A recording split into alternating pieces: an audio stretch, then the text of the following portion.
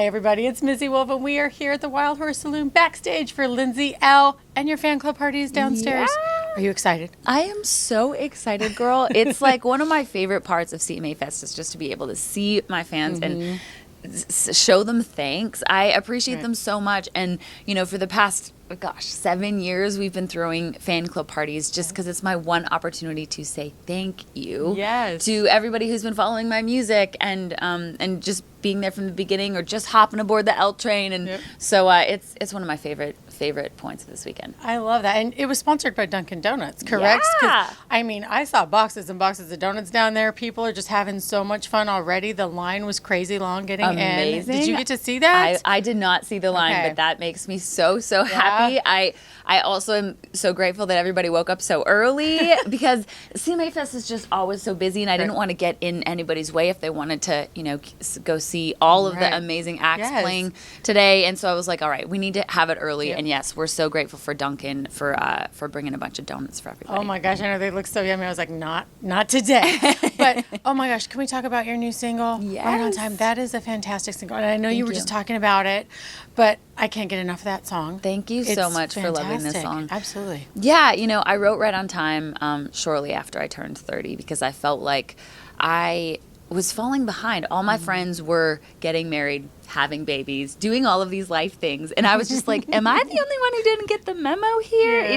It was really hard to watch all of my friends like progress and you know, be the auntie and be like, am I never going to do this? I don't know what I'm doing wrong. And eventually I was like, you know what? No, like we are all on our own life path and we all are writing our own story, and you don't need to be wanting somebody else's because that's theirs. And for whatever reason, whatever you're doing is falling into place right on time as it should in your own life. That's beautiful. And I have to tell you, your song Make You.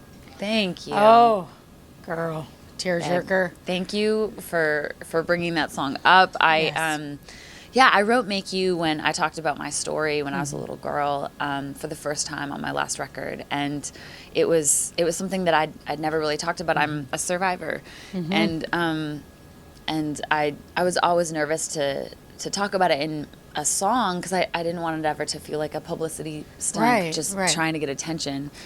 And then I started doing a lot of work with this organization called Youth for Tomorrow. And Youth for Tomorrow deals with kids aged 12 to 18 who have been involved in sex trafficking or domestic abuse or all of these terrible situations for children. And I was sitting in a conference room one time with all of these little girls. And there was this 12-year-old little girl sitting beside me, and she was talking all about her story and just had such light in her heart. And I was like, if a 12-year-old little girl can talk about her story and inspire me and inspire everybody in the room that day, I'm like, who am I to not want to share my story and think that it could help others? And so it changed my mind that day, and I was like, I need to do something about this. And so I called up my good friend Brandy Clark, and we wrote Make You. And thank you so much for loving that song. Well, I mean, I relate to it way more than, you know, and the words in your song, just everything was like, if I could have written, if that's what I feel.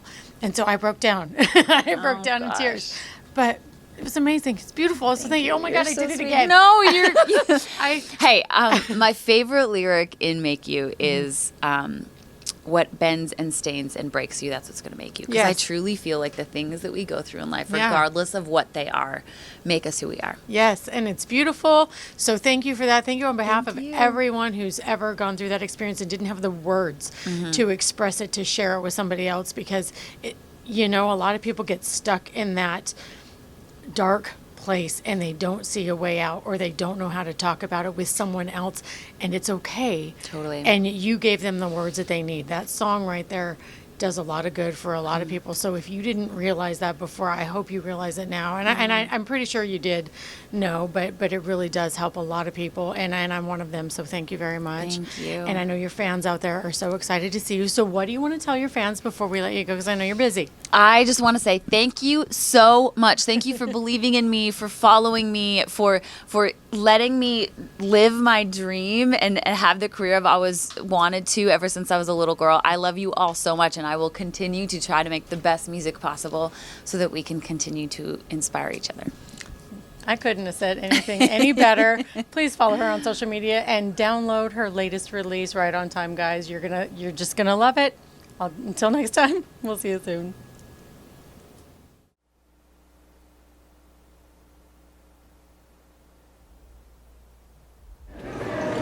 Hi. I'm just wondering, what was your very first song? Very first song that I wrote?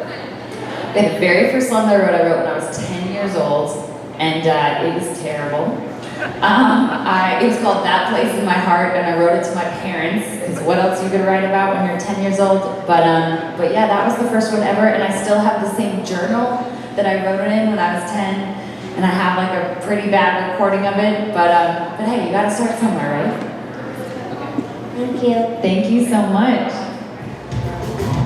There's nothing wrong if it takes a bit longer to figure it out. At least that's what I tell myself. People make it look so easy.